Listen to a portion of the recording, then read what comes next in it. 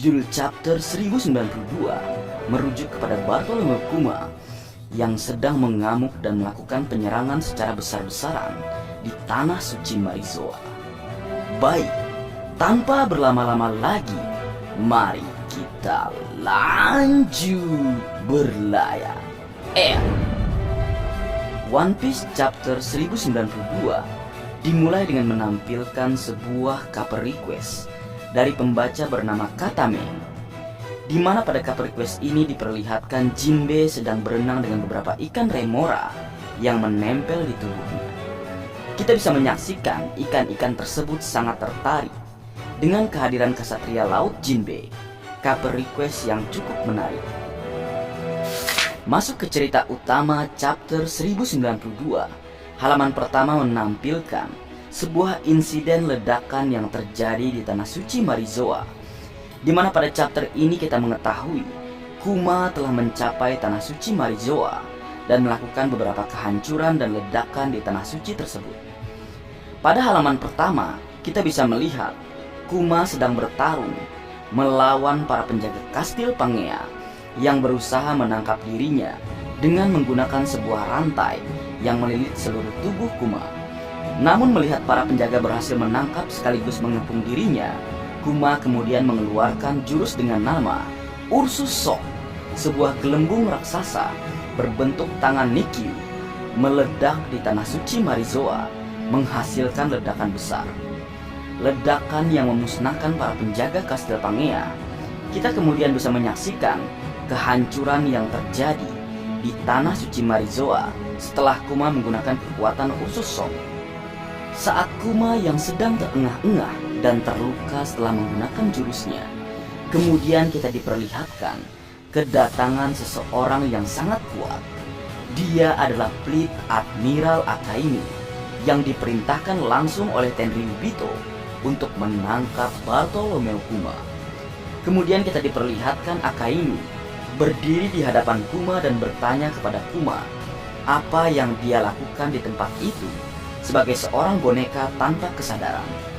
Saat Akainu bertanya kepada Kuma, kita kemudian diperlihatkan para Tenryubito sedang berteriak kepada Akainu dan memerintahkan Akainu agar menangkap Kuma secepat mungkin. Fleet Admiral Akainu mengaktifkan kekuatan Magu-Magu Nomi miliknya dan menyerang wajah Bartolomeu Kuma. Namun Kuma berusaha menghindari serangan tersebut yang menyebabkan setengah dari wajahnya dihancurkan oleh Akainu, mirip dengan adegan chapter 575 saat Akainu menghancurkan setengah wajah dari Yonko Shirohige. Berlanjut, melihat Kuma lengah setelah mengalami kerusakan besar, Akainu kembali menyerang Kuma dari arah belakang menggunakan sebuah tembakan magma yang mengarah ke arah Kuma.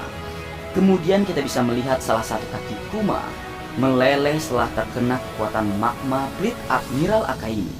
Namun siapa sangka Kuma yang kesakitan kabur dari hadapan Akainu menggunakan kekuatan Nikyu Nomi miliknya.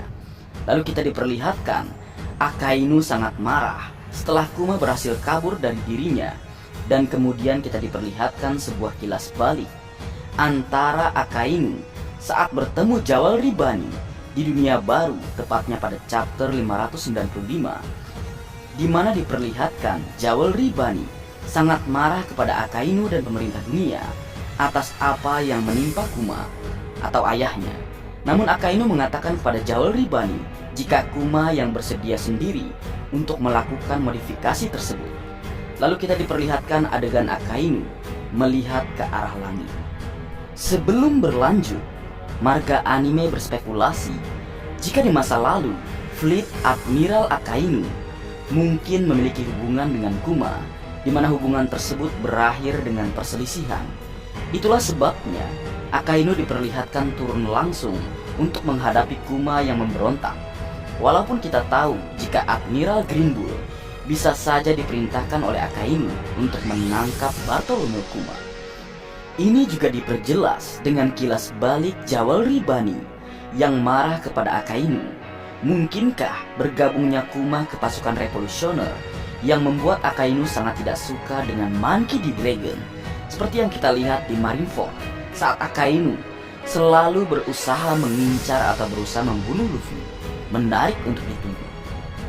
Kemudian di halaman ke-7 chapter 1092, kita diperlihatkan kondisi terkini di Pulau Egghead, di mana diperlihatkan satu persatu senjata monster laut Pulau Egghead telah tumbang satu persatu setelah dimusnahkan oleh pacifista Mark III.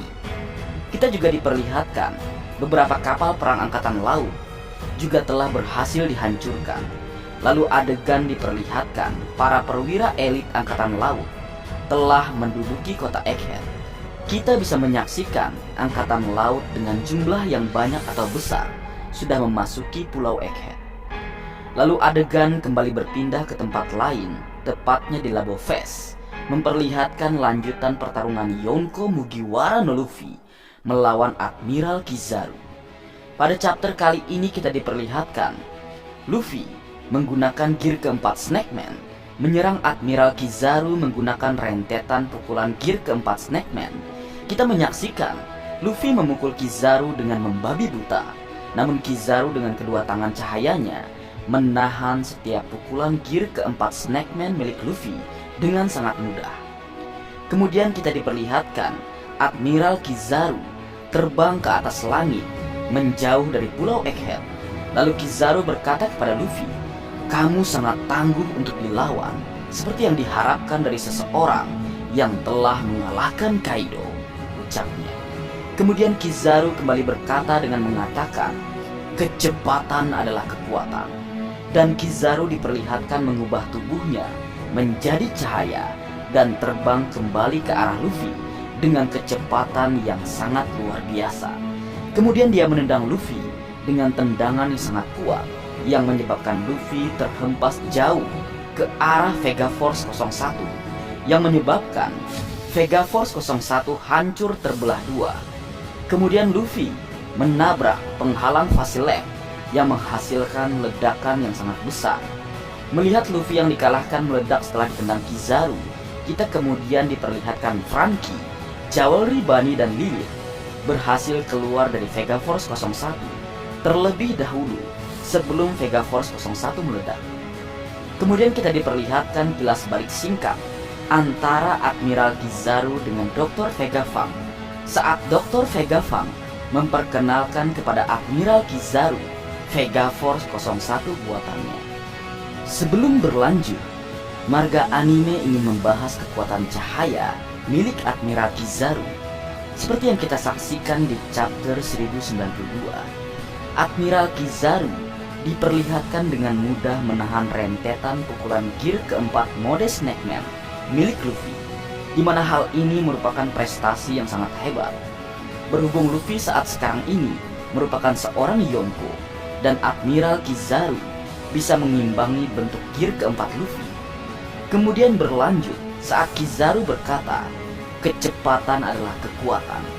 Hal tersebut mengingatkan Marga Anime dengan dialog Sanji di chapter 1034 yang berkata, "Kecepatan adalah bobot," di mana dari dua dialog tersebut bisa diartikan bahwa kecepatan merupakan salah satu kekuatan yang sangat berbahaya. Semakin seseorang itu cepat, semakin besar kekuatan atau bobot serangan yang dihasilkan. Itulah sebabnya kita melihat Luffy terpental sangat jauh setelah menerima tendangan Admiral Kizaru.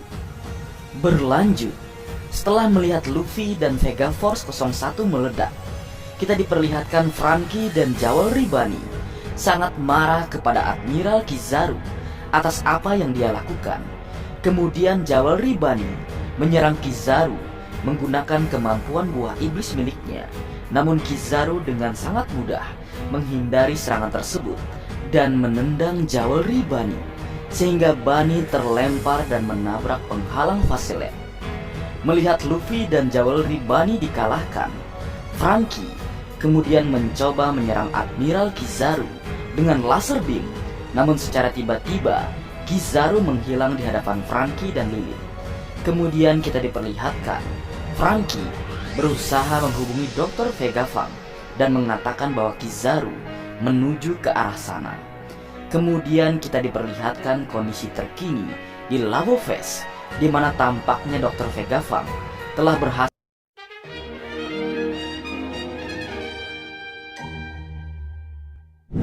membuka password penghalang fase lab. Lalu kita diperlihatkan ekspresi marah dari Fang Yor ketika melihat Dr. Vega Fang berhasil membuka password penghalang fase lab. Saat Dr. Vega Fang berteriak gembira, Usopp datang memanggil Dr. Vega Fang bahwa Franky menelpon mereka. Namun saat Dr. Vega Fang membalikkan badan, ternyata Admiral Kizaru telah berada di tengah-tengah mereka semua, di mana diperlihatkan Dr. Vega Fang, para Fang, Usopp, Nami, dan Brook terkejut dengan kedatangan Admiral Kizaru. Seorang admiral berada di tengah-tengah mereka saat ini. Namun sebelum hal buruk terjadi kepada mereka semua, secara tak terduga, kapten tercinta kita, Monkey D. Luffy, dalam bentuk gear kelima, datang dan menangkap Admiral Kizaru. Melihat Luffy berhasil menangkap Kizaru, kita diperlihatkan ekspresi kocak, mata keluar dari Dr. Vega Fang, Usopp, dan Nami.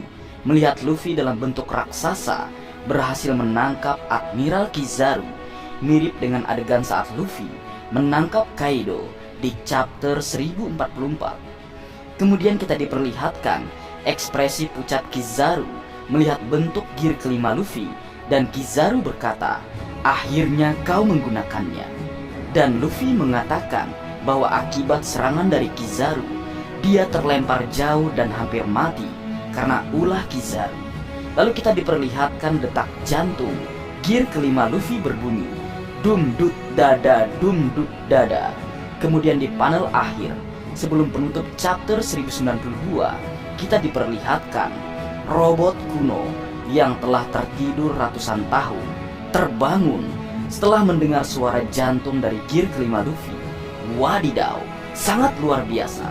Ini sungguh mengejutkan karena gear kelima Luffy atau Nika berhasil membangkitkan robot kuno yang telah lama tertidur. Di sini kita mengetahui kekuatan yang sangat menakutkan dari Nika selain kemampuan karet. Sungguh chapter yang sangat luar biasa. Baiklah, sekian dulu review kali ini. Untuk dongeng, kalian tunggu saja Leo.